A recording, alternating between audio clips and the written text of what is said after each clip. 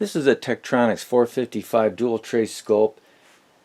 By today's standard, this isn't a real great scope. It's only 50 megahertz. It is dual trace. This one came out, the first reference to this I can see is 1975 when this came out here. So this particular scope was given to me because it was dropped. I don't know how high it was dropped, but it was dropped pretty good blow. You can see here, the case is cracked. Not good. And there's some other damages here and there. I mainly took this because I want parts from it. It does have some similar parts to the 465, which I use a few 465 scopes. Main thing is the CRT, if that's good. This uses the same CRT as the 465. It's the 154-0731-00. This is a common scope CRT, so I hope that's good. And I have a lower serial number on this one. They came out with some hybrid preamps in the later versions of this, so obviously that won't be in this one. And this scope also has a linear power supply in it, so that should be pretty easy to work on. So anyway, I'm not going to plug it in. I don't know if they did. It's kind of rough shape. Before I try to power it, I'm going to open it up and do an inspection. I want to get rid of this pouch on here. This thing is I never cared for these pouches. They come out here. You pull out there's some screws in. Oh, what's this?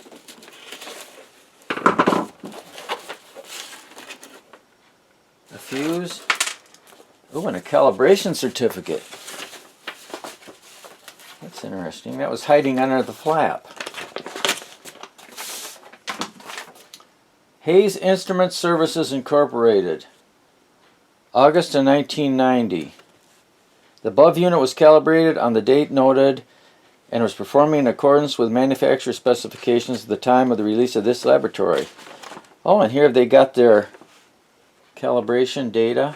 So that'll be interesting to see if it still works. So anyway, you can take these pouches off. They got a Phillips head screw. I suppose if you use this thing portable, it'd be kind of nice. You could put your probes and stuff in here, maybe a manual if you needed it. But anyway, that has to go. And we got one in the back here.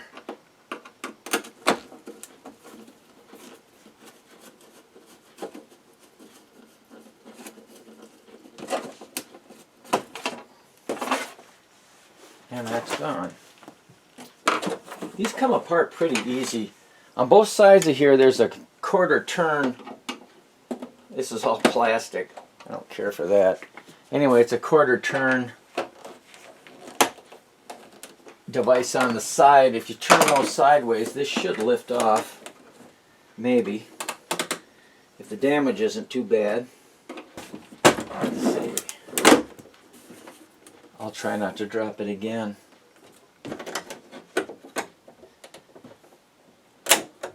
I'll be careful with this as much as I can.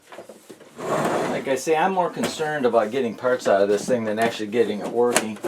Although it might be fun to try to get it working. We'll see. Oh, and I got two more in the back. So we got 6 all together here. There we go. And we got pieces falling off. Let's see if it comes off now.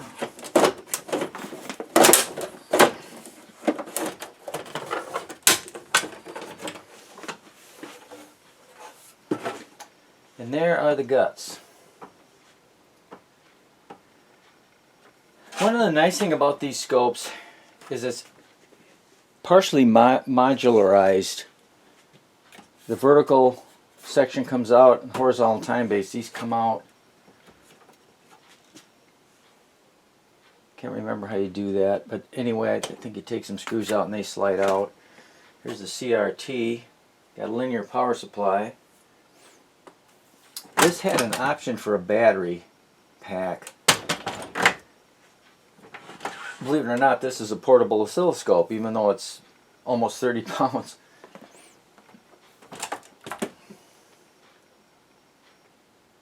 I don't see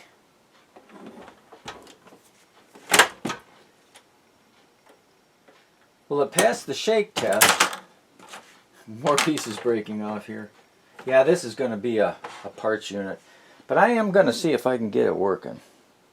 Should I plug it in and give it a shot here? See what happens? It's a linear supply. I'll put it on the dim bulb initially and see if we get a bright light. Otherwise, you never know, we might get lucky. I just hope that CRT is good. That's what I want. So anyway, stand by and we'll apply power and see what happens. See if there's any smoke. Have the dim bulb tester here. So I'm going to plug it in. I've got it on current limit. I have a 60 watt bulb, so that'll limit the current to about a half an amp. So I'm going to apply power. That looks about right. A light dimming. I don't hear any frying. Let's give it full power. See what happens.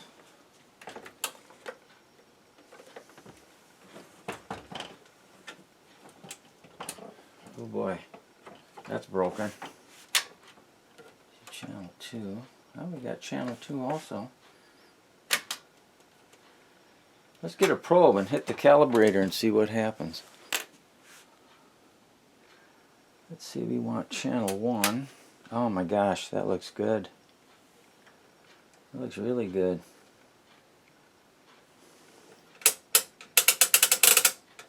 This scope is good.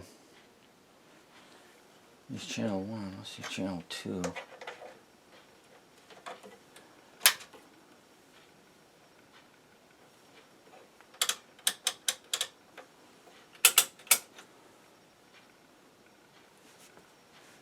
Well, I'll be darned. A little dirt.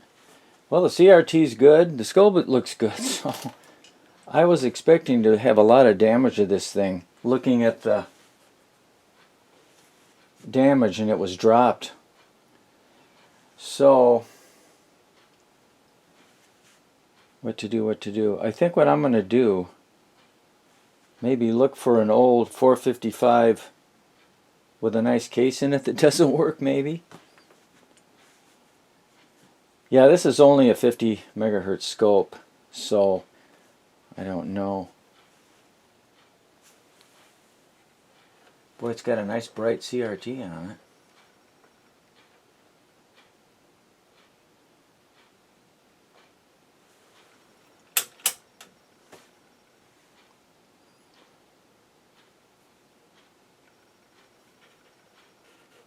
Controls aren't dirty.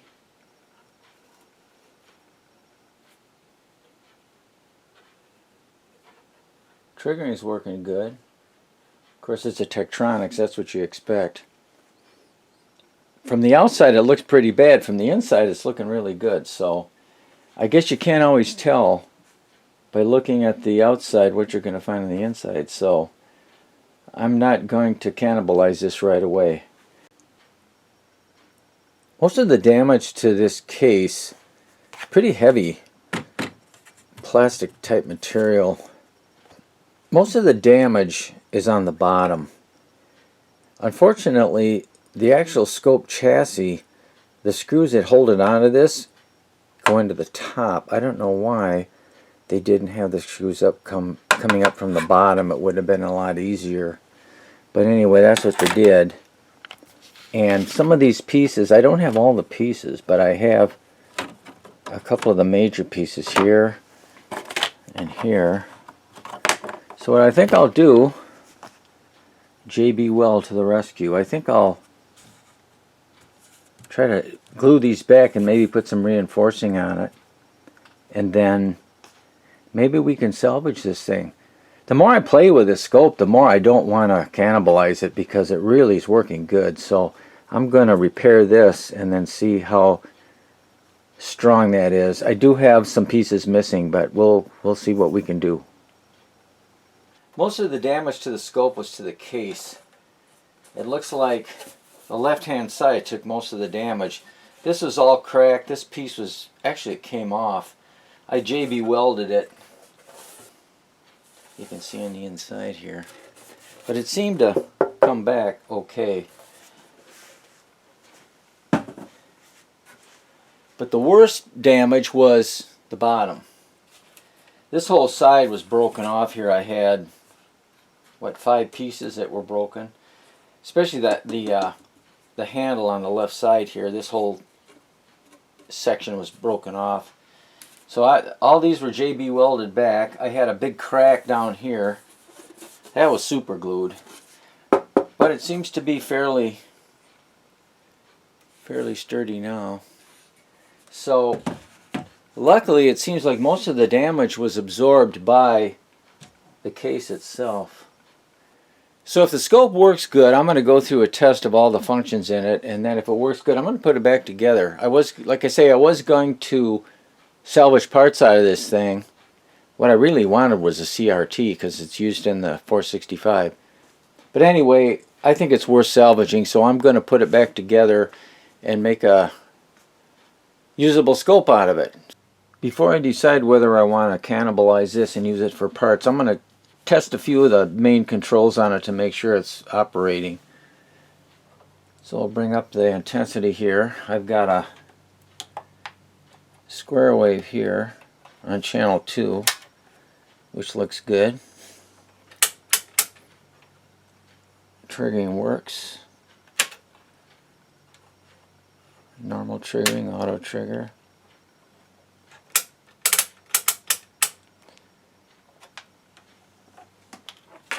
I'm going to connect a sine wave from a generator on channel 1.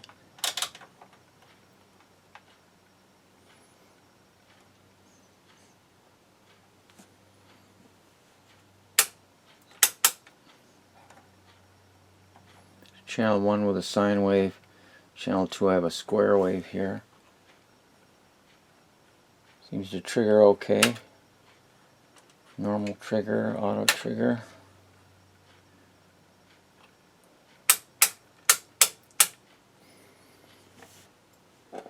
Channel 1 I have a amplitude modulated sine wave coming in. And you can see you can't really make much out of it, so I'm going to test the trigger hold off here. I'm going to change my triggering here. See if that works, and it does. You can see it gives the waveform here.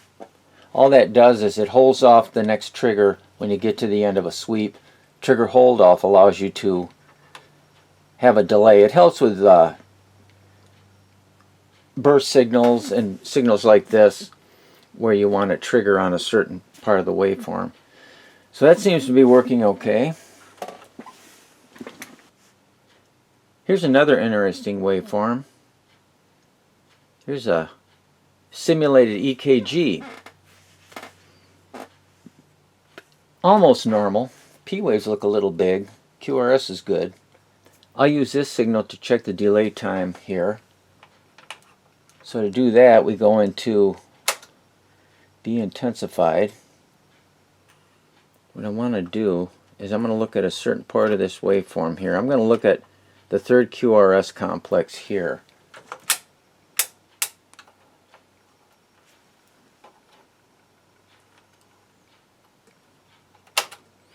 And now I can look at, I'll turn the intensity up here. I can look at that QRS complex in more detail.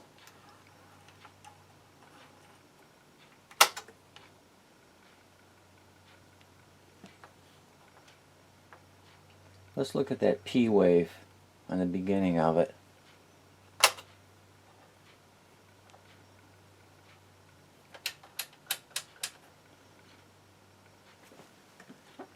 I can change the amplitude.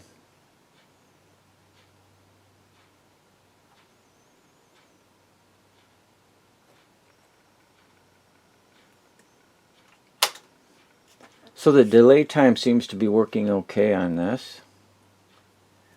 What else can we check here? How about put another waveform on here on top of it.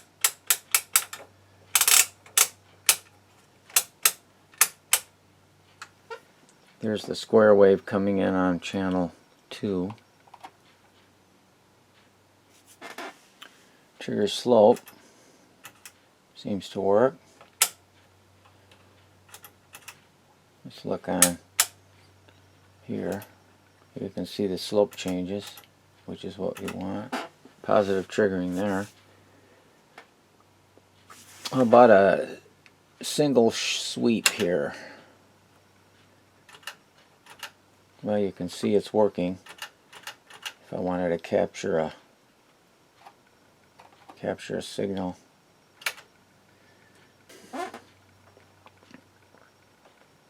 I can't find anything wrong with the scope.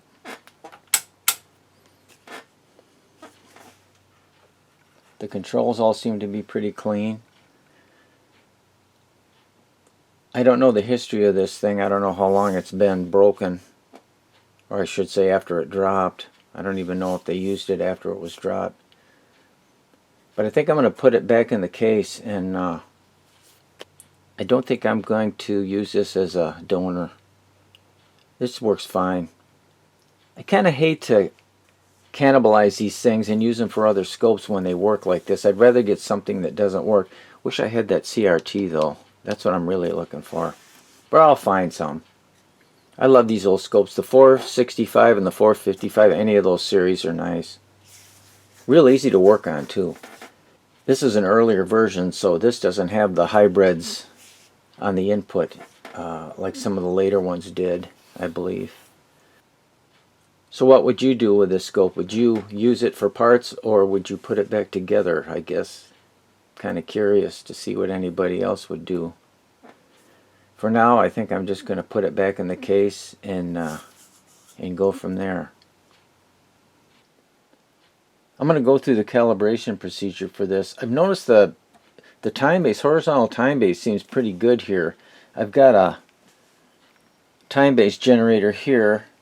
Here's 0.1, if I can read it here, 1 millisecond time marks, and I'm on 5 milliseconds per division. So there's 1 millisecond, and look at all the way across. It looks pretty good. Let's go to 0.1 milliseconds or 100 microseconds.